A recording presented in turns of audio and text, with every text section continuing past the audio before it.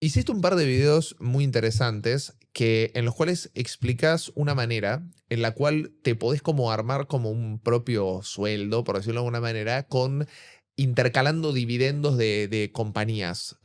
¿Podrías explicar cómo es eso? Sí, básicamente, como hablábamos antes, las empresas son máquina de generar negocio o máquina de generar plata, que es lo que digo yo generalmente en los videos.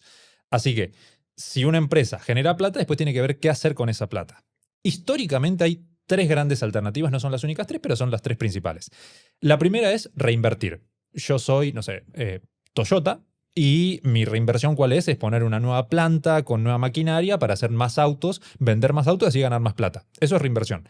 Hoy en día, por ahí con las empresas tecnológicas, la reinversión es contratar a más cantidad de programadores para que hagan mejores inteligencias artificiales. Por decirte un ejemplo.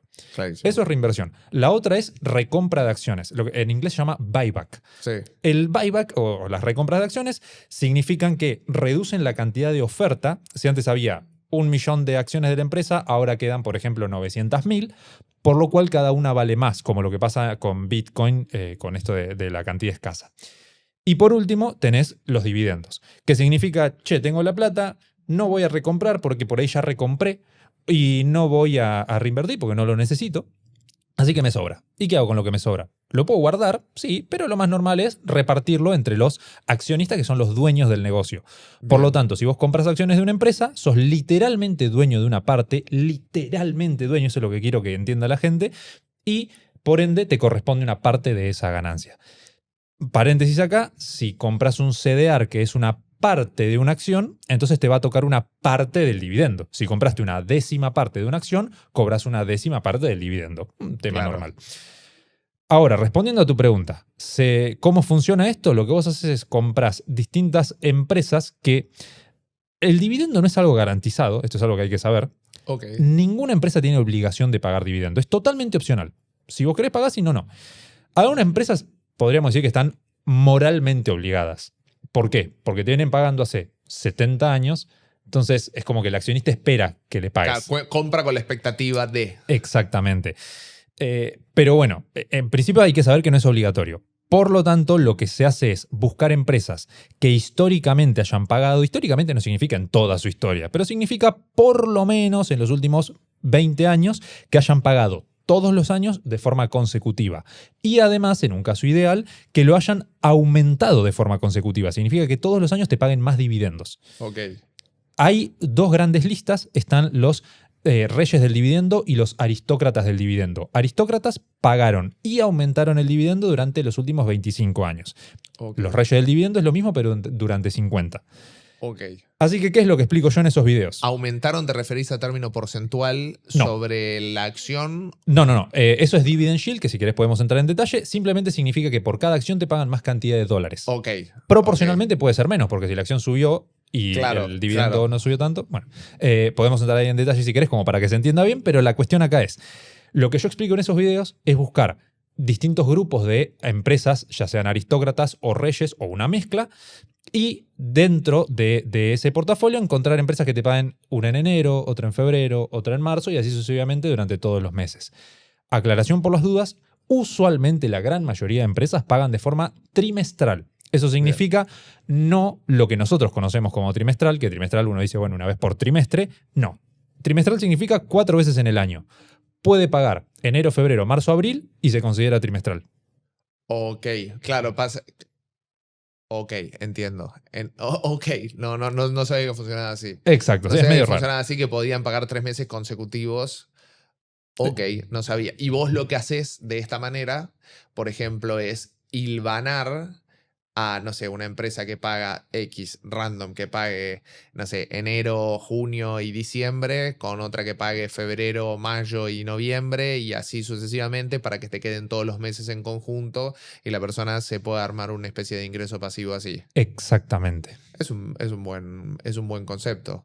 Oh. Mucha gente igual dice, yo por lo menos mi amigo Liam Wickham, también del mercado, él dice que él está en contra de los dividendos por el hecho de que cree que si una empresa le está devolviendo capital a los inversores es porque no sabe qué hacer con la plata y eso no es bueno a nivel crecimiento. ¿Cómo ves eso vos?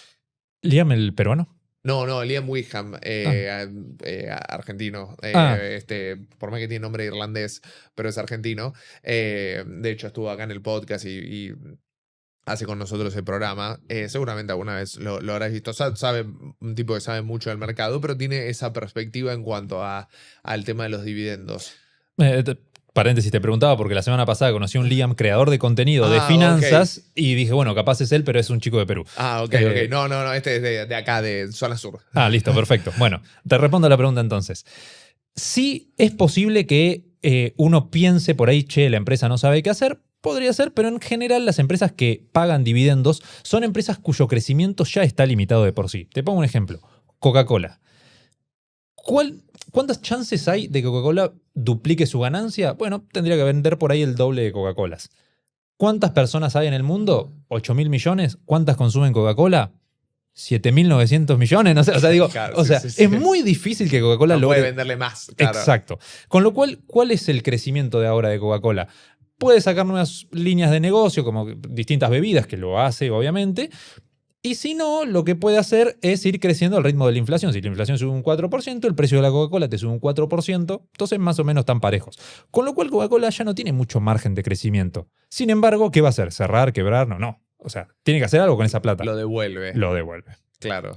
Esas famosas empresas de consumo defensivo, que es, se podría decir que de las inversiones de menos riesgo, sobre todo, para diversificar dentro o para rotar por ahí ganancias de retornos exorbitantes de inteligencia artificial y demás. Y Exacto. después, yendo a Bitcoin, hoy en día, entiendo que tu principal expertise es el mercado tradicional, pero vos, ¿cómo ves el mercado de cripto actualmente? O sea, ¿crees que Bitcoin ya llegamos a mínimo de mercado o todavía podemos seguir cayendo? Después, si querés, te doy un buen tip sobre lo que hablábamos recién de los dividendos, porque queda algo ahí, una No, perlita. decímelo, Si querés. ahora sí, ahora ya me da curiosidad. Sí, Ok. sí. Bueno, después te respondo lo de Bitcoin entonces, pero es así. Hay empresas que llaman REITs. Un REIT es una categoría de empresa. Como si te dijeran, no sé, tenés las empresas automotrices, como Sí. Toyota, Ford, etc. Y tenés los REITs, que son empresas inmobiliarias. Como lo de Beltrán actualmente, por ejemplo, lo que está haciendo Beltrán. Exactamente. Sí. Bueno, él por ahí lo popularizó el término acá en Argentina, pero históricamente era algo que no se conocía. Y de hecho, bueno, él lo menciona, es el primer y el único REIT que hay por ahora acá. Sí. Sin embargo, nosotros podemos invertir en REITs de otros países que simplemente van a tener probablemente menos riesgo por ser mega gigantes. Estamos hablando de miles y miles de millones de dólares. El REIT argentino levantó 45 millones de dólares, que para un REIT, para ser el primero en Argentina, está excelente, pero a nivel global es como que no existe. Entiendo. Con lo cual, los REITs son empresas que están por ley obligadas a devolver el 90 o más por ciento de su ganancia en forma de dividendos. Claro. ¿Eso qué significa? Que esas empresas sí te pueden prometer un pago de dividendos, Ok. pero, como un REIT no deja de ser una empresa y las empresas pueden quebrar, entonces vos tenés que buscar REITs que cumplan con los requisitos que te dije antes, esto de los aristócratas o los reyes, que hayan pagado y aumentado durante los últimos 25 o 50 años. Si vos encontrás un REIT con esas características, significa que es una empresa que no solamente te va a pagar cada vez más o que tiene muchas chances de hacerlo, sino que además está obligada a hacerlo. Entiendo. Y por eso son empresas inmobiliarias, porque lo que hacen es dedicarse a comprar algo. Pueden ser departamentos y alquilarlos, pueden ser locales comerciales y alquilarlos, pueden ser oficinas y alquilarlas, pero compran algo y lo alquilan. Hay REITs de todo tipo, hay hoteles, lo que sea. Pero ¿cuál es el punto acá? Como están tan obligados a pagar, hay algunos que inclusive lo hacen de forma mensual. Así que vos podés, con una sola inversión de una sola empresa, generar ingresos pasivos todos los meses. Ok, entiendo, claro, porque si paga todos los meses. De hecho, el caso, bueno, ya que lo trajimos a la mesa, por ejemplo, el caso de Beltrán. De hecho, Beltrán estuvo en el podcast hace más o menos un año aproximadamente y tenemos muy buena onda con él y todo. Pero bueno, esto no quiere decir que podamos contarle las costillas igual en su formato de negocio. El rey de Beltrán, por lo que yo tengo entendido, paga, creo que está obligado trimestralmente, según lo que él dice, a pagar, no lo analicé en profundidad, simplemente escuché un par de videos de él hablando, a pagar un 1% de interés cada trimestre. O sea que más o menos te está obligado a pagar un 4% anual. Mi pregunta es, y lo pregunto de la ignorancia, sin saber, ¿qué pasa si no puede pagar, no genera la rentabilidad? Si, no sé, por X motivo, imagínate un ejemplo, gana el kirchnerismo en las próximas elecciones, las propiedades se desploman, no hay demanda de alquileres y demás, y él no puede pagar el 4%. ¿Qué pasaría en ese escenario? No sé cómo será la ley argentina, sobre todo porque es el primero y no Claro. lo analicé, pero lo que yo me imagino que pasa es que le quitan la categoría de rate. Entonces ya no es un rate, no entra en esa categoría. Pasa a Ok. ser una empresa más del mercado inmobiliaria y ya. Y muy probablemente eso desincentive mucho a los inversores, con lo cual el precio termine cayendo mucho. Yo creo que hay amplias chances de que si eso pasa, quiebre. Claro, eso es el miedo. A ver, y yo, la verdad, Beltrán me parece un tipo totalmente capaz y confío en cierto punto en lo que él está haciendo, pero hay cosas que son externas a él, que dependen del mercado, que me da curiosidad saber qué pasaría ante ese escenario. Concuerdo, como te digo, estoy hablando desde la ignorancia, o Sí, sea, no sí, es sí, que no, el rey de Beltrán va a quebrar, no, o sea, claro. no lo sé. Pero sí creo que es una posibilidad, pero por el solo hecho de que es una posibilidad, porque es una empresa y como cualquier empresa puede quebrar, o sea, Tal cual, es un siempre está riesgo dentro de normal. las posibilidades. Lo mismo, bueno, dentro del mundo cripto, uno pone plata a trabajar, este es un ejemplo, en Nexo, por decirte un ejemplo, paga una rentabilidad, un 8, 7, 9%, depende cuánta cantidad de token de Nexo tengas y demás. Yo pongo plata a trabajar ahí. Yo personalmente pongo plata a trabajar ahí. Yo tengo videos en los cuales muestro cómo pongo plata a trabajar ahí y todo. Pero yo siempre les aclaro, esto puede quebrar algún día. Está dentro de las posibilidades. Y si bien viene generando, sí, hace 10 años viene pagando, 8 años viene pagando una rentabilidad interesante. Entiendo que el sistema de préstamos colateralizados con Bitcoin es interesante, está bien hecho. Le cobran más a los prestatarios de lo que le pagan a los prestamistas.